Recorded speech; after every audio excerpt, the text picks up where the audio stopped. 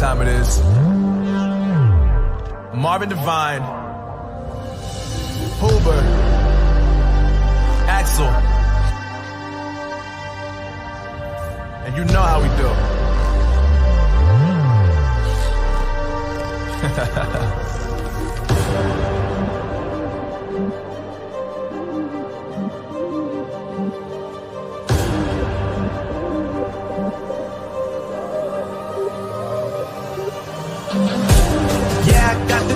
Yeah, I got the juice.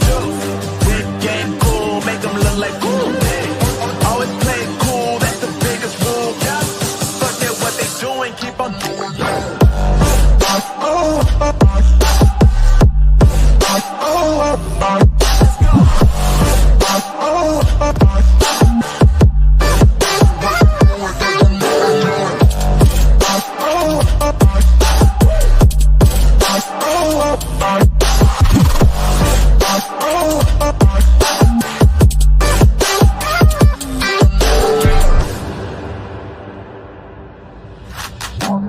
I've been making loot since like 22. Ask me how I made it right here in the booth. I'm always pursued cause of what I pursue. That's greatness, yeah, I gotta make it, I got things to lose. Boy, wanna get in my crew, but you can't get in my crew. Me, Axel, and Huber way too fireable. When this joint drop, better call the troops. And when you hear the drop, better raise the roof. Better raise the roof. You already know what happens when we link up. Let's go. Yeah.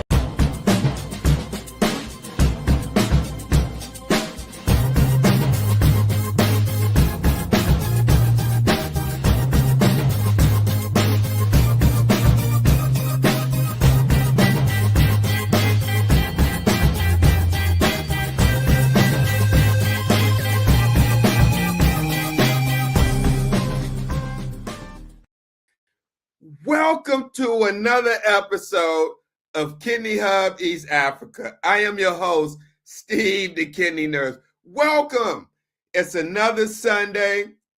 If you woke up this morning, you're blessed because many people didn't wake up this morning.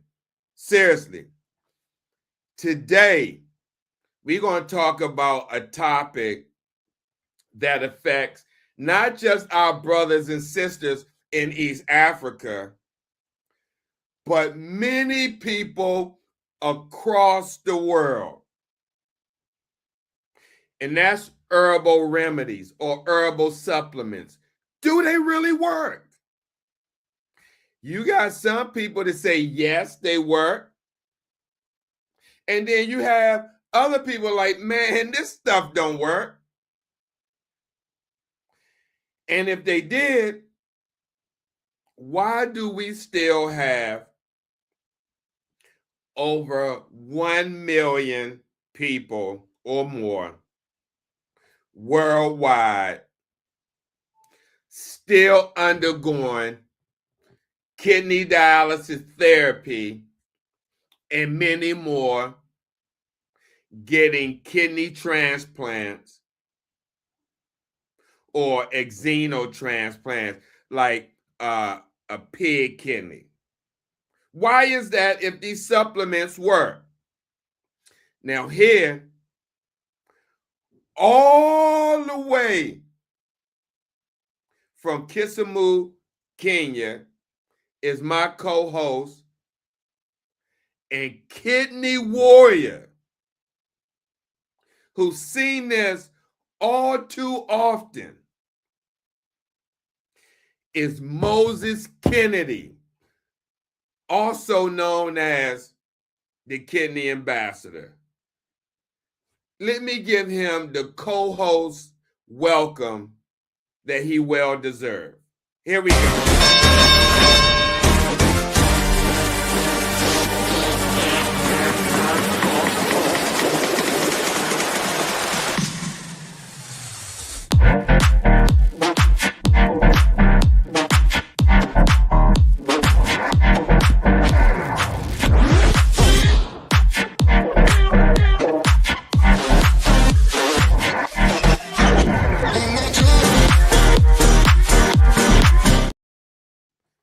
Brother Moses, welcome. How are you today? I'm good, Brother Steve. It's yet another great Sunday to have this program running. I'm really so glad. And hopefully, we are going to touch somebody. Even if Absolutely. it's one, then that is it.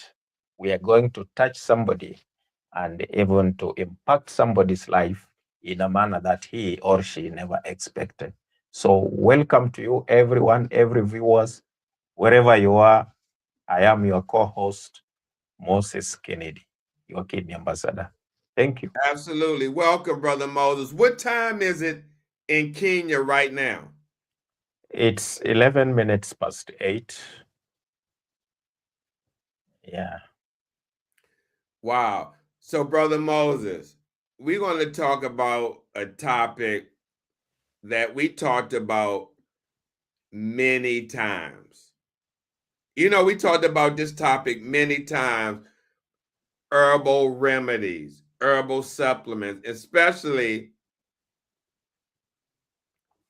for our brothers and sisters on dialysis in Kenya, because they have um, remedies that they depend on, they think can help with kidney disease. Can you, before we start this, can you elaborate on these herbal supplement and scams that we see on social media that many fellow warriors in East Africa, not just East Africa, but abroad or worldwide, look at and put their faith in? Can you just elaborate on that as a kidney warrior? Oh, yes. Many kidney warriors fall victim of this scam, this herbal medicine or herbal treatment. Because number one, when you have terminal illness or chronic uh, illness, and then there is always a tendency of one falling a prey to desperation because you are looking everything, every manner to get healed or to get instant solution. And now this is where the space is that herbal remedy occupies this gap because there are so many factors that contributes to this gap away from uh, uh, desperation to get treatment. For example, there is factor number one could be from the low income earners who, by going to secular hospital or seeking secular treatment, it is more of expensive than what medicine would uh, cost. Then number two, we also have things like good narratives within the villages and communities where we come from, because people often listen to their close ones when they give a testimony. It is never treated with a lot of suspicion, especially when your loved one or a relative has given that perspective. So even without questioning, you tend to believe that maybe you could one day get a cure out of that. And these and many more factors contributes to this. However, I've also talked about religion and faith-based organizations that also fuel this thing in Africa, because Africa and Africans In in Africa here, we tend to be so religious in a manner that sometimes what your religious leaders tells you becomes the truth. So these and many more are the factors that makes herbal remedies and treatment very harmful, and one should be very cautious before using any form of this treatment. Back to you, Brother Steve. Brother Moses, I definitely agree with you. And it's unfortunate that on social media, many people see these supplements, and when they see them, they have someone who claims that it worked for them. Recently, I seen an ad where a kidney warrior that was on dialysis, and he showed a picture of him having his catheter in, and that he took the product and changed his lifestyle, and it helped him get off dialysis. And a lot of times, many people see that and say, oh, if it worked for him, it may work for me. But you don't know the individual medical history.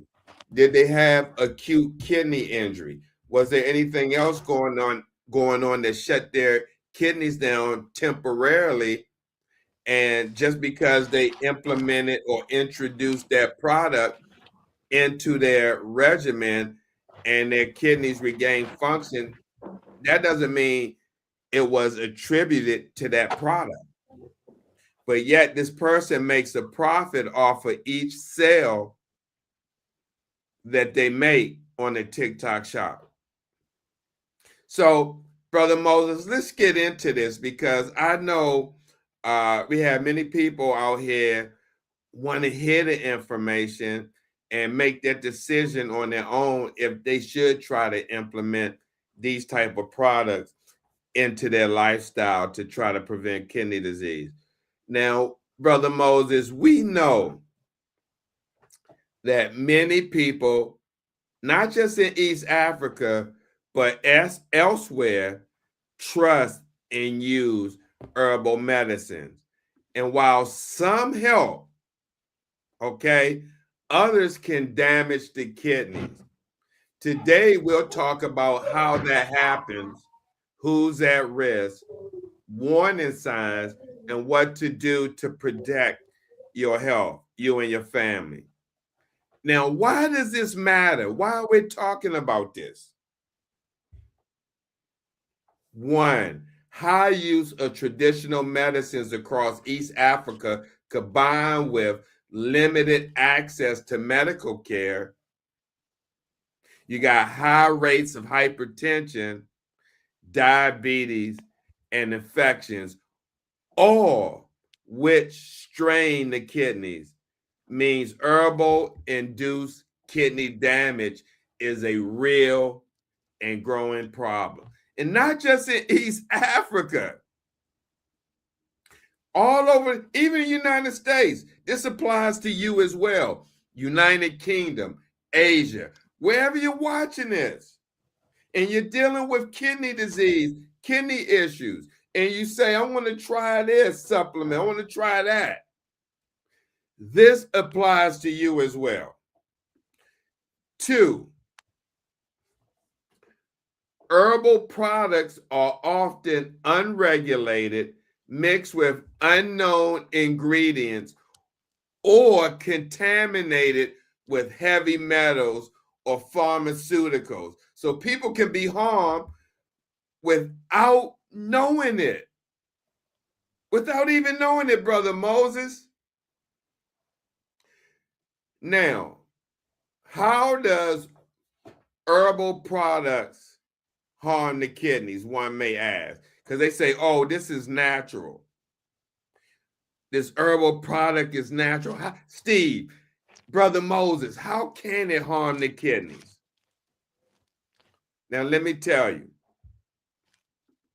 Number one, direct toxic injury.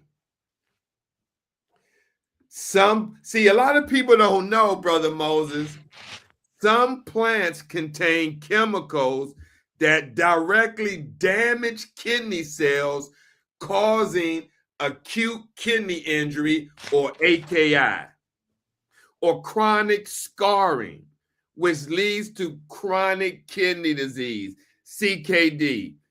An example of this that's known globally is aristocolic acid, which causes progressive kidney failure and raises cancer risk.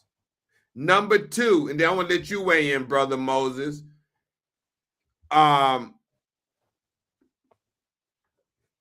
Crystal injury. Many people in East Africa and elsewhere trust and use herbal medicines. And while some, I'm sorry, I done went back to the beginning.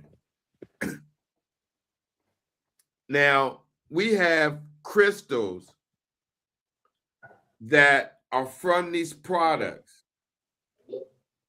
that can damage kidney functions that many people, Brother Moses, are unfamiliar with. They're unfamiliar with. And so, hold on. Now, let me tell you, as we talked about this before, how these products can damage the kidneys. Now, I talked about, excuse me, here we go, crystal injury. And you may be like, Steve, what's crystal injury? Some herbs or foods can form crystals that block kidney tubulins, also known as crystal neuropathy, causing sudden kidney loss. I want to talk about one more, and we're going to let Brother Moses weigh in. 3, dehydration, pre-renal damage. Herbal diuretics, which a lot of people don't understand. That's what makes you urinate. When people say, yeah, I took this product and I see myself urinating, peeing a lot. That's herbal diuretics or strong emetics can cause fluid loss and low blood pressure, blood flow to the kidneys, producing AKI or acute kidney injury. Brother Moses, weigh in on this. Absolutely. Let me just add one because you almost exhausted it. There is also, because we are discussing, to viewers, we are discussing about how these remedies can cause kidney injury or affect your kidney in a way. Now, most herbal medicine, especially in East Africa, are not processed, and many of them are not regulated.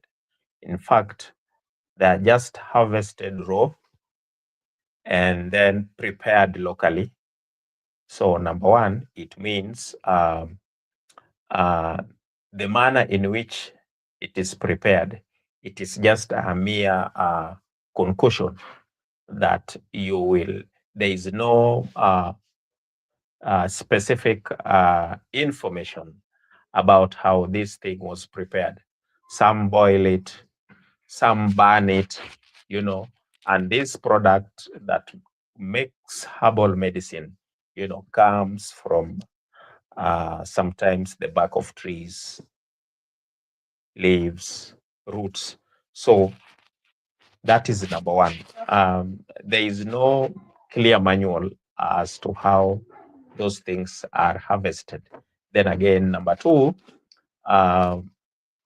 sometimes you would question hygienic standards in which these medicines are prepared.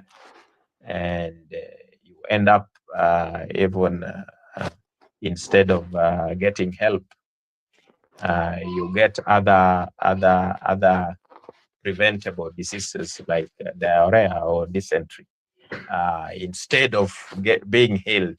So this is why we keep on talking about this topic. Back to you, Brother Steve. Thank you, Brother Moses, for elaborating on that. Definitely makes sense. Now, let's talk about the next one that can cause kidney injury in using the product. Allergic immune reactions. Some herbs trigger interstitial nephritis. And this is an immune reaction in the kidneys, which can reduce kidney function. 5, contamination or adulteration. Herbal remedies can be contaminated, as Brother Moses was saying, with heavy metals. Heavy metals such as lead, mercury, arsenic.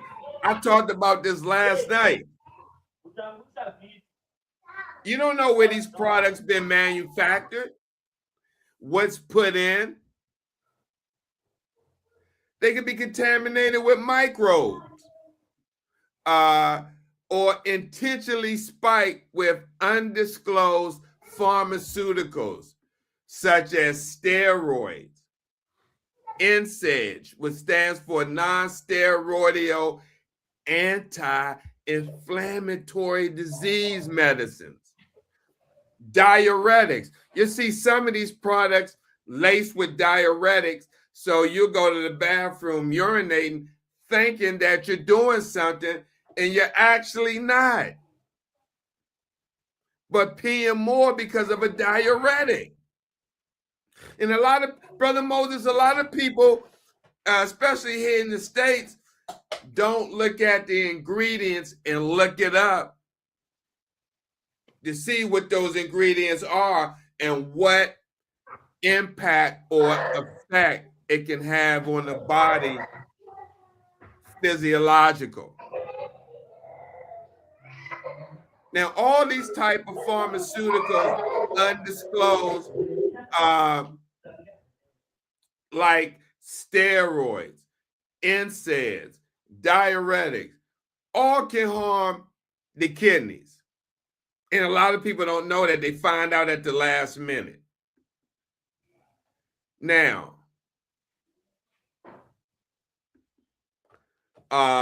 here's another one that can harm it using a product. Drug herb interactions. So if you're already taking a medicine, you say, I want to try this herbal supplement out. It can interact dangerously with prescribed medicines. For example, diuretics, blood pressure drugs, antiretroviral. Because you have many of our brothers and sisters over in East Africa that has HIV taking antiretroviral drugs. And if they implement or introduce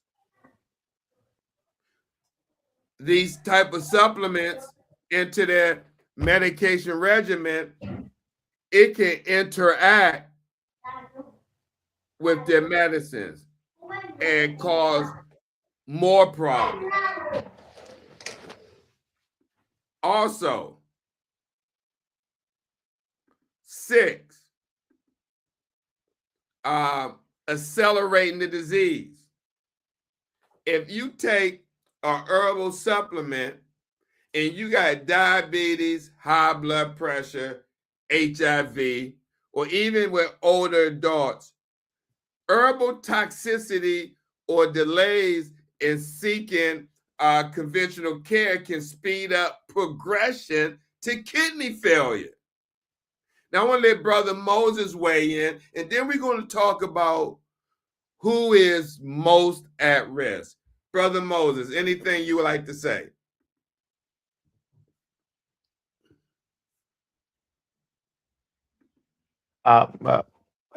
Many a times we've had challenges to regulate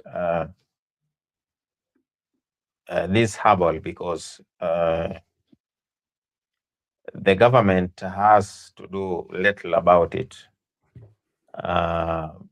as well as legislation to guide this. So it still remains something that we ought to be cautious about and continue creating awareness. And that is why, Brother Steve, I tend to believe that we have so much that we can do as advocates to impact life. Yeah. Back to you, Thank you, Brother Brother Steve. Moses. I appreciate that. Now, Brother Moses, let's talk about who is most at risk. Now, we're talking about not just our brothers and sisters in East Africa now. We're talking about people watching, and you're thinking about trying a herbal supplement to cure your kidney disease, kidney issues. Let us tell you who is most at risk, okay, for getting kidney damage. 1, people with diabetes, high blood pressure, HIV, or known CKD, which stands for chronic kidney disease.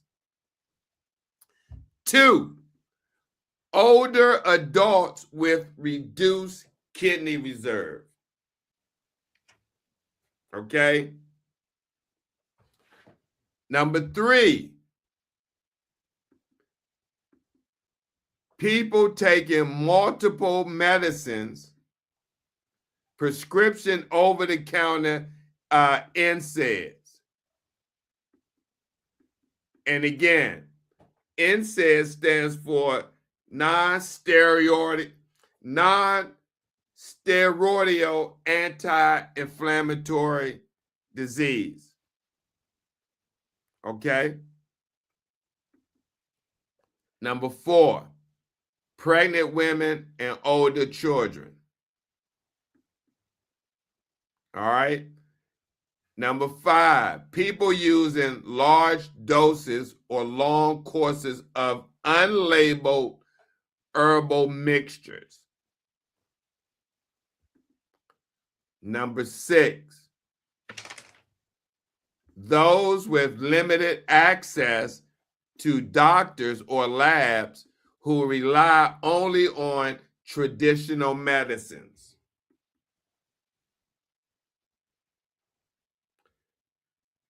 We're going to talk about some common warning signs listeners should know. But before we do that, Brother Moses, anything you'd like to elaborate on what I just went over? No. I'm sorry? And seemingly you've exhausted them. Yeah. However, Brother Moses,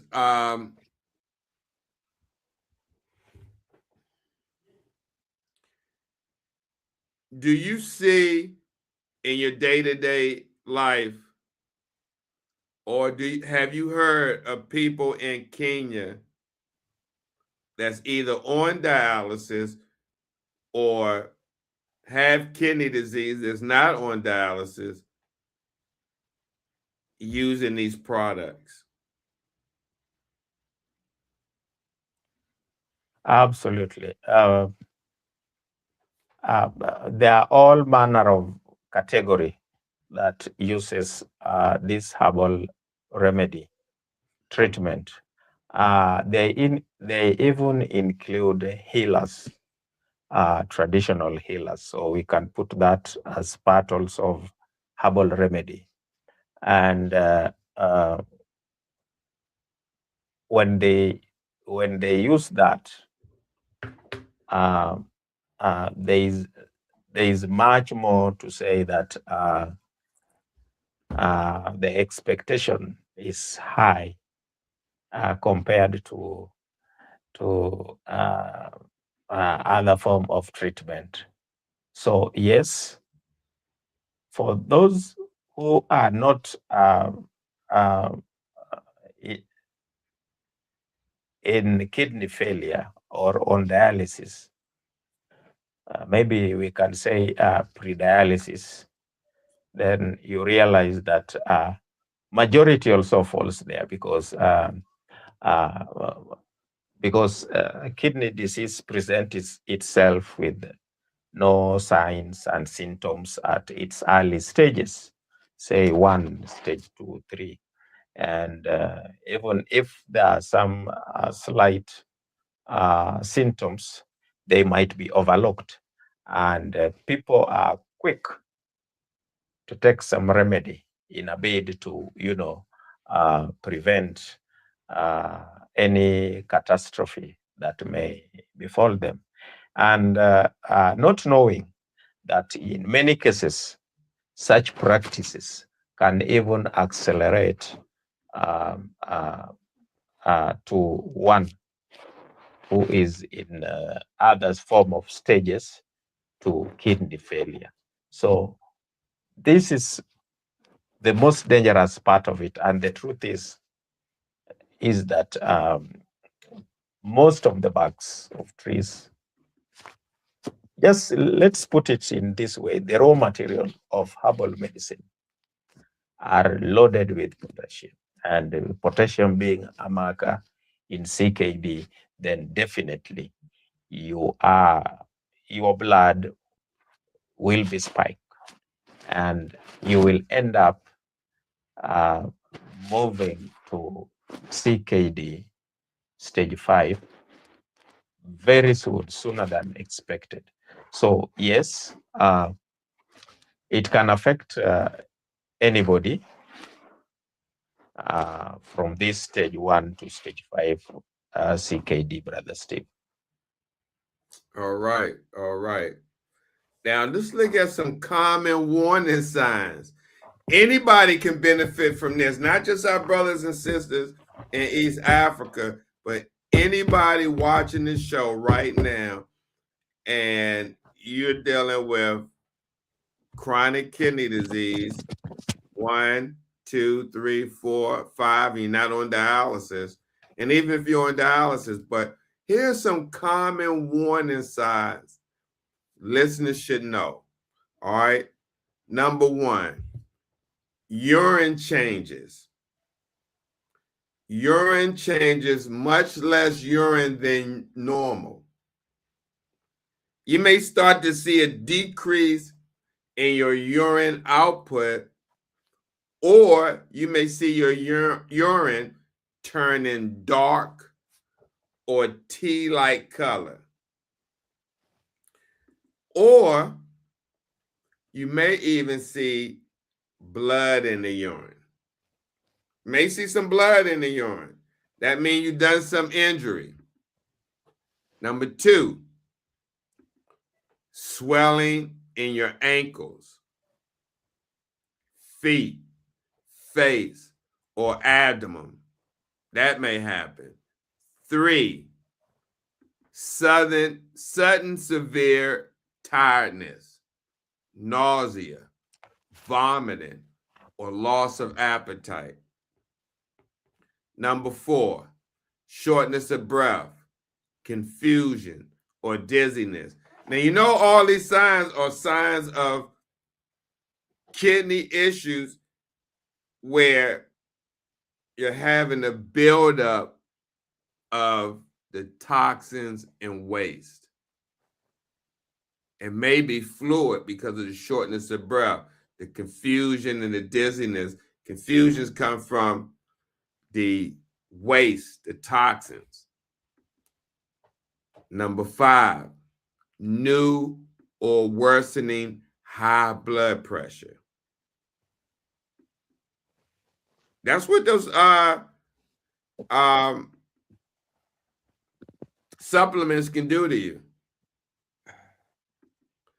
Now, if someone develops, you're watching this, and you've been taking these supplements, if you develop these signs that I just talked about after taking the product herbal mixture, you're going to want to see medical care promptly.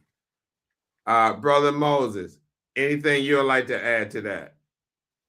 Oh, yes. This change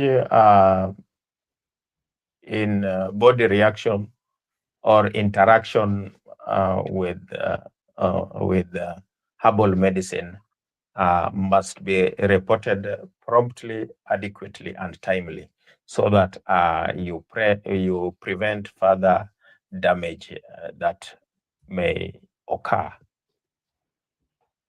Yes. Thank you, Brother Steve. All right. So,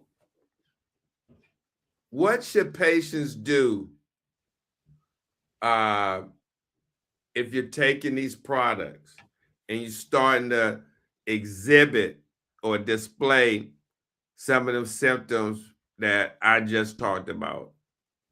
1, you're going to want to tell your doctor or nurse about every herbal product, tea, or traditional treatment you use, even if it's just plants. 2, you want to avoid taking multiple remedies at once or mixing herbs with prescription medicines without medical advice. 3, don't assume natural always means safe. Don't assume that natural always means safe, because you don't know who's mixing these concoctions. If they put lead, any other type of mixture in it to kind of make it more.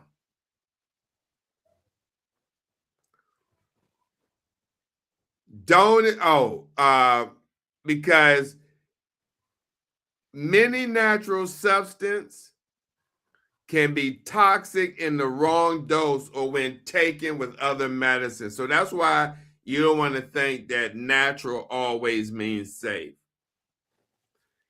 If you have diabetes, high blood pressure, HIV, or known CKD, which stands for chronic kidney disease, avoid any herbal remedy unless a clinician or trained pharmacist approves it. You don't want to take this stuff on your own and not know the effects or the impact it can have on your system. Now, if you start feeling unwell, reduced urine, swelling, vomiting, confusion, and you taking these herbal products, stop the herbs and go to a clinic for tests.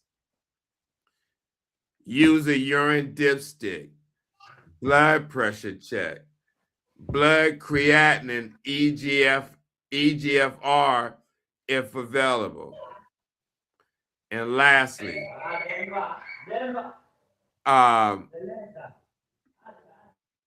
avoid NSAIDs like ibuprofen, Motrin, Advil. Together with herbal supplements and those ibuprofen, this can definitely mess with your kidney function NSAIDs worsen kidney blood flow and increase risk. And then on top of adding a herbal supplement, you can be taking Motrin, ibuprofen for back pain, some type of arthritis, headache, whatever. And you decide to interject,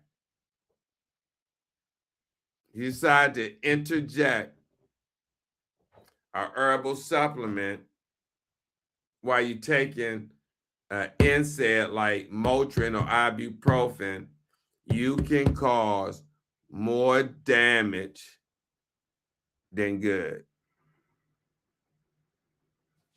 So, Brother Moses, anything you would like to add to that as we move on to community and system level measures that can be encouraged in East Africa? Oh, yes. Let me just add on something you did mention about natural is never natural.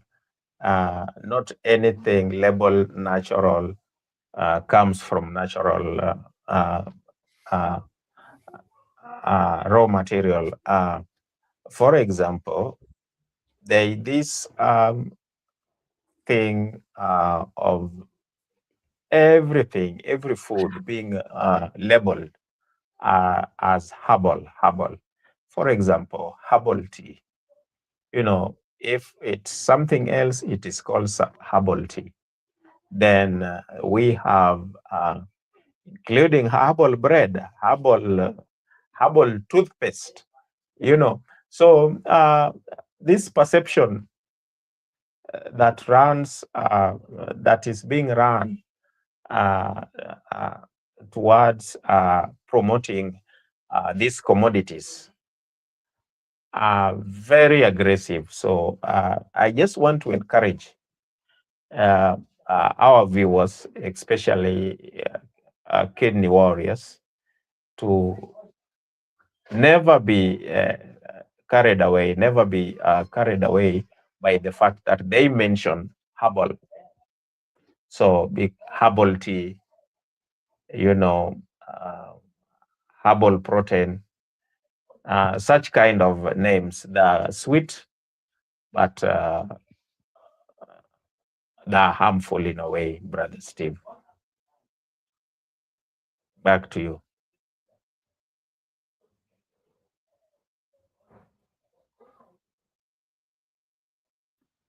I apologize. My mic was muted. Well said, Brother Moses. Well said. Now let's talk about community and system level measures that can be taken in East Africa and anywhere else to try to educate and let kidney warriors and other people know about these herbal supplements. Now, over in East Africa, what can be done on a community level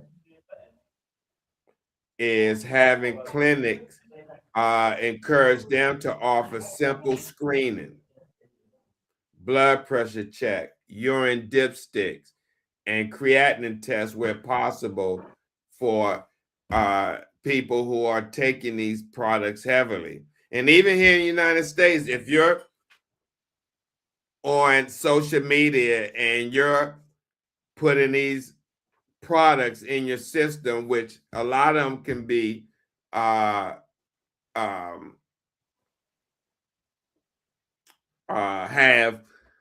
lead, metals, and other unknown ingredients combined with these products.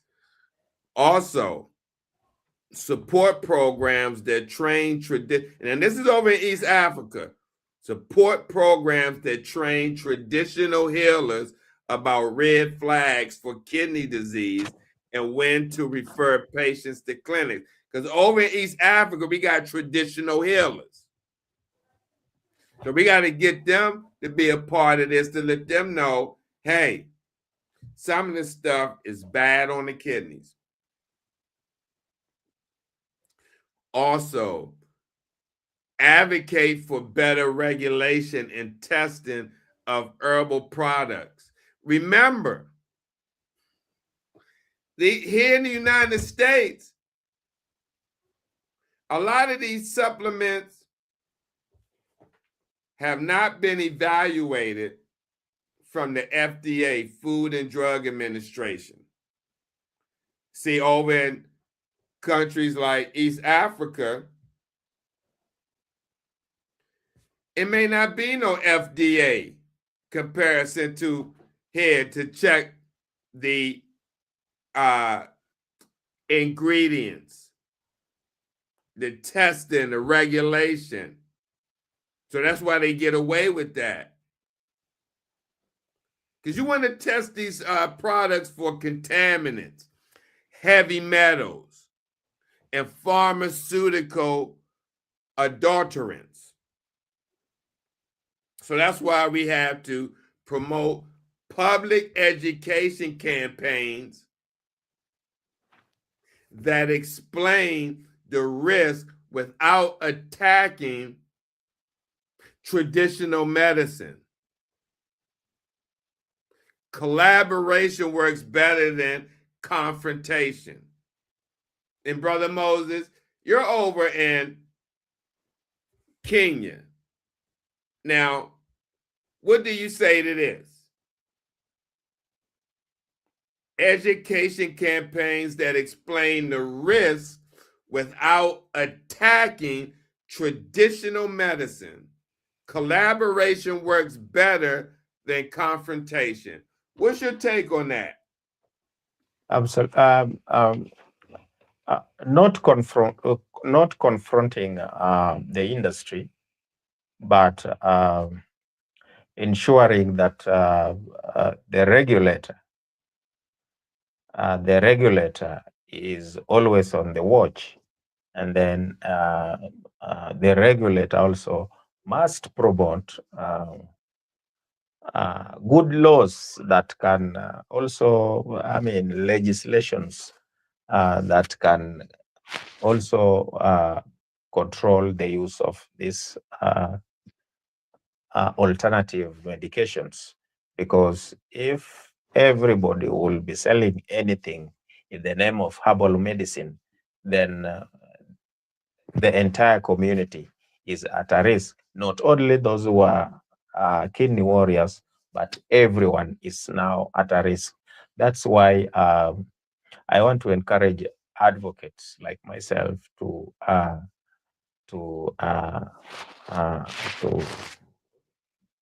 give a wake-up call, so that there is good legislation towards this, and then without attacking the industry, because in a way they also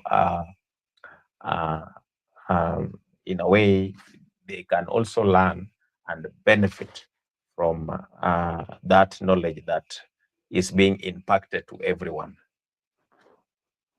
Thank you. Thank you, brother. Brother Moses, we have a question from Nancy Berry TV. Thank you, Nancy, for watching, and thank you for your question. Nancy asks, how do they handle kidney disease in Kenya? I want to let Brother Moses, since he's a kidney warrior and he's in Kenya, I'll let him answer that. Brother Moses, how is kidney disease handled in Kenya? Maybe before I answer Nancy, how it is being handled in terms of what, so that I also become clear with my sentiments. I want to believe she's asking the strides or how far kidney disease and kidney and renal industry growth in Kenya. I don't know. Maybe if I get the exact question, it will be easy to answer, So Brother basically, Steve. let me interject. So basically, over in Kenya, kidney disease is handled. They go twice a week, 4 hours. That's the basic prescription. 4 hours, twice a week. Payment is made by NIH, right? What is it? The National Health Service. The National Health Insurance Fund. Yeah, the National Health Insurance Fund. And a lot of times, most of the extra consumables outside of the lines, the filter, and the saline, meaning medicines such as erythropoiesis that addresses anemia. Most of the phosphorus medicine or the binders and iron. A lot of those medicines are paid out of pocket, correct? Oh yes, I get you now. Um, just like you've mentioned, there are there are so many strides Kenya has done uh, towards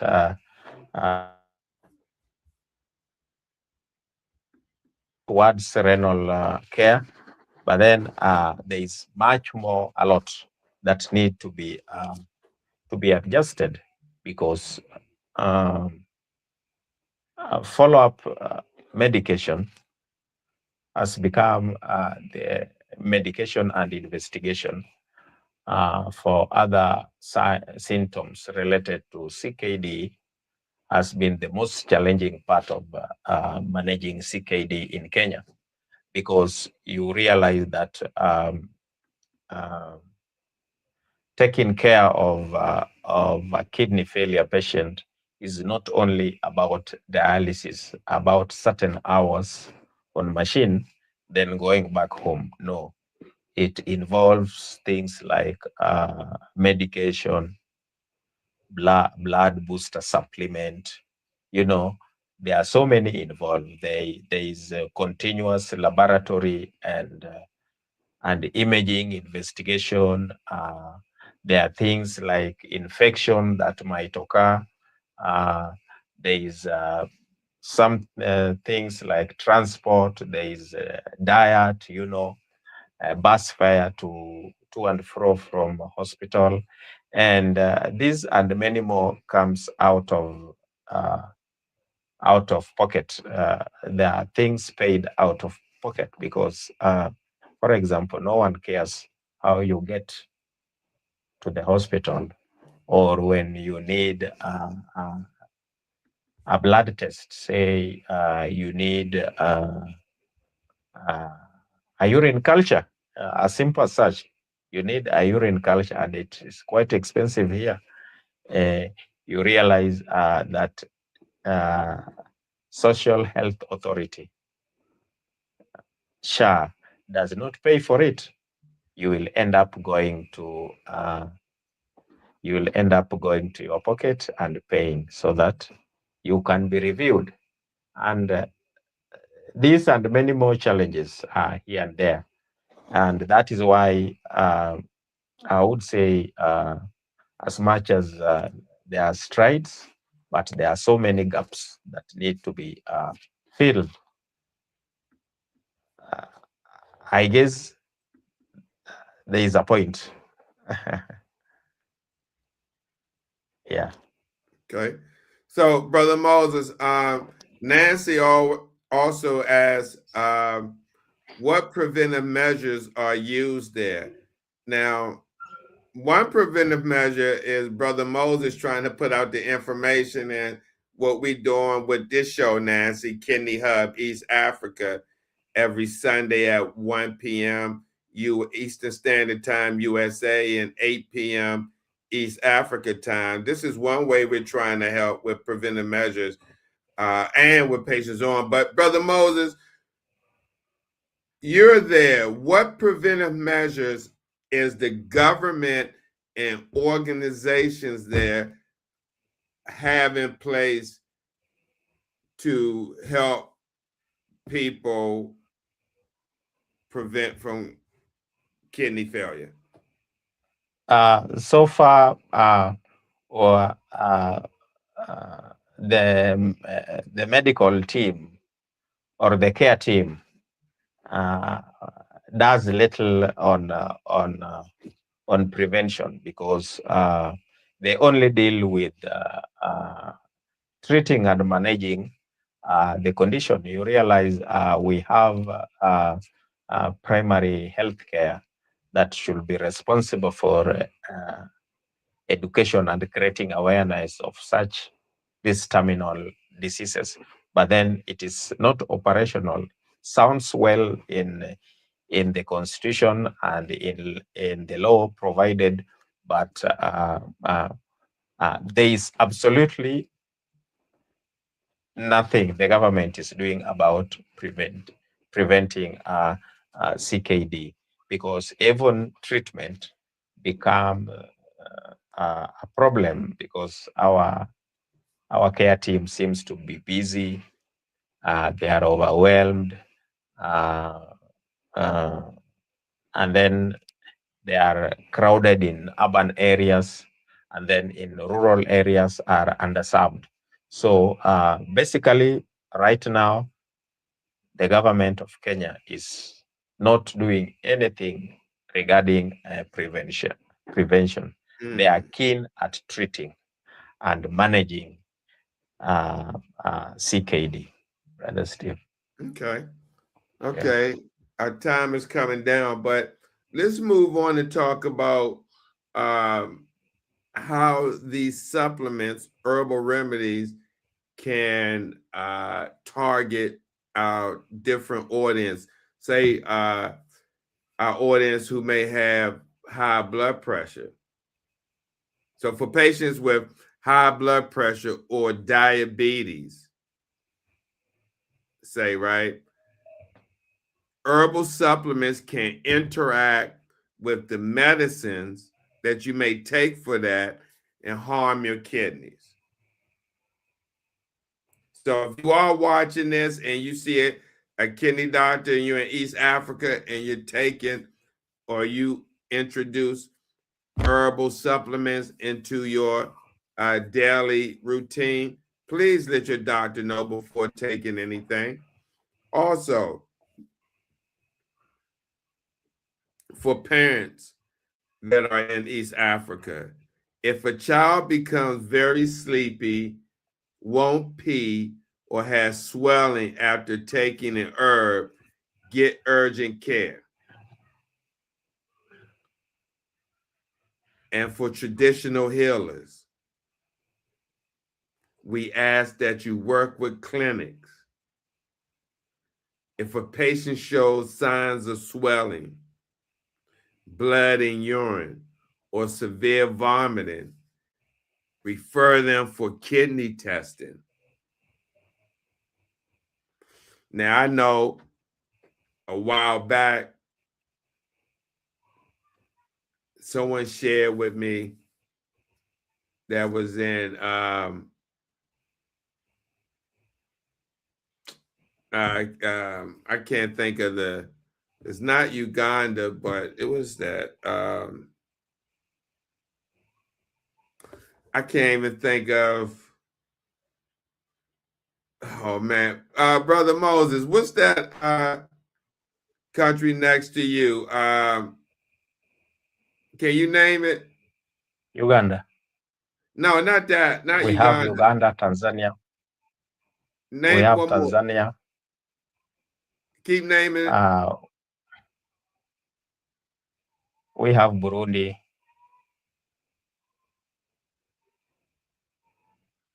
I can't think of. It was a young lady who shared this story with me Um, oh my God, can you? Oh man, There is Ethiopia, there is Zimbabwe, Zambia. Zambia. That's what it is. Zambia. That's what it is. Young lady, she passed away. God bless her. Zambia. That's what it is. About a farmer that used herbal mixture to treat fever, and then after several days became very tired, stopped passing urine, and developed swelling.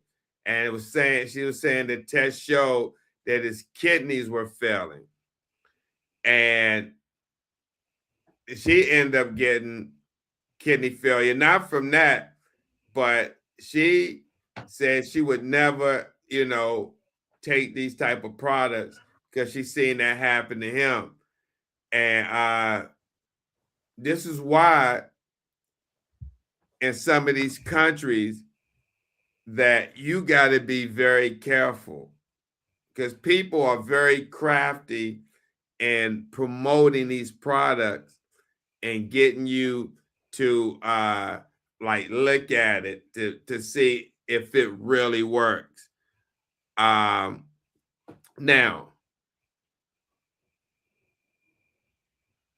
we don't know if what she told me, if the herbal mixture likely caused damage or delay hospital care. I don't know, but she said this guy got herbal supplement offline. Now, as we come down to the end of our broadcast, I just want to say again, if you had diabetes, high blood pressure, HIV, or reduced urine or swelling, avoid taking any herbal products until you get medical advice. All right? If you're taking it, tell your healthcare provider you're taking it. If you get any of those warning signs we talked about, seek medical care quickly and urgently. Brother Moses, before we end the show, anything you would like to say? There is a likelihood that those who are in business of herbal medicine are very good, are very smart at convincing people with good packed a package of testimonies that sometimes if you hear, you might be tempted.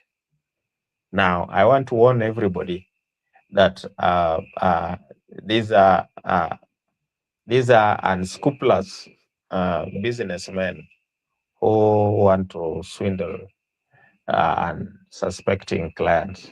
So watch out when you see this advert. Please run away. Run away so that Steve says the life you save today May be your is own. Sorry, how do you put it, Steve? The life you Life save you today, save may be your own. yes, the life you save may be your own. So I want to encourage each one of us to really, the moment you see such like adverts, uh, because some even claim to be having one solution under the sun, treating all the diseases under the sun. So watch out, please. These things are are not solutions. We also have testimonies where people have taken them and faced the consequence. Back to you, Brother Steve. Wow. Absolutely, bro. So as we in this broadcast, I like to leave you with some tips. One, if you're watching this and you're in East Africa or wherever, if you're using herbal remedies, please visit your nearest clinic for screening. Two, for community leaders in East Africa, if you can, organize sessions where clinicians meet traditional healers to build referral pathways. And also, if possible, if there are any local patient support groups in East Africa or NGOs working on kidney disease or chronic disease management, please seek out. And as always, if you have any questions concerning your health, please reach out to your healthcare provider. Brother Moses, this has been a great show. I really appreciate it. We got Tabitha on. Tabitha says, be careful. An injured kidney is not a friend to herbal medicine, please. And thank you, Tabitha. And we have to get you on the show, Tabitha. Brother Moses, you have to make that connection happen. Absolutely. Tabitha, maybe this weekend, the next Sunday, we can have him. We can have her on the show. Absolutely. Absolutely. And so with that being said, Brother Moses, do you have any parting words before we leave? I want to thank everyone that is watching this. And those who have watched, please, you can share the two platforms that we are, Steve the Kidney Nurse YouTube channel and the Figo Initiative Facebook. So we are so grateful. We are glad that you also doing an amazing job by supporting us. Thank you so much. Back to you, Steve. All right. Thanks, Brother Moses. I appreciate that. And everyone, thank you for joining us. We'll see you next Sunday with a new show, a new topic. And we hope everyone have a great week. Brother Moses, you have a great week and safe treatment. And I'll see you next Sunday. Take care. God bless. And everyone else, take care of yourself. And we see you soon. Peace. God bless you.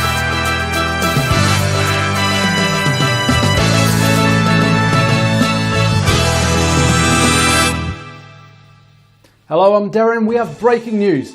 More than 600,000 Americans have kidney failure. While the number of people with kidney failure is enormous, the number of people with its precursor, chronic kidney disease, is staggering. An estimated 31 million Americans, or about 10% of the US population. Diabetes and hypertension cause 2/3 of all cases of kidney disease. 1 out of every 3 Americans is at risk for kidney disease, and kidney disease is now among the top 10 causes of death in the United States. In addition, 9 out of 10 people with early to moderate kidney disease don't know they have it, putting their health in jeopardy. Are you at risk? For more information, contact urbankidneyalliance.org. The life you save may be yours.